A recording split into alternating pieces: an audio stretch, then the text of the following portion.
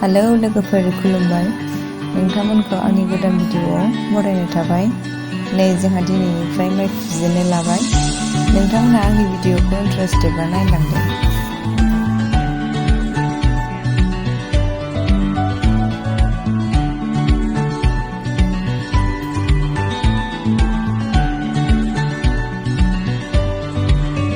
दिनैहाय हाजिरा नागिरब्लाबो मोनाखिसै, गाबोननिफ्रायसो मोनसिगोन। न'नि गोजासो फुनांबाय दिनै, हाख'आनो जा बुरजाखा।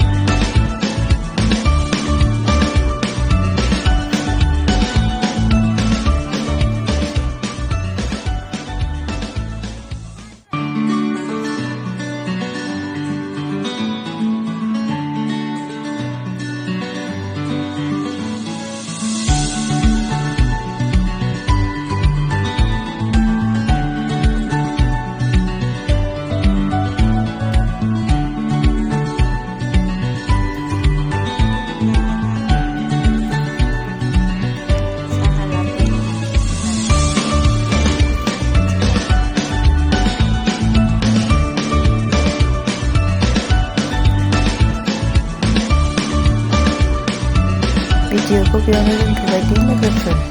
Thank you.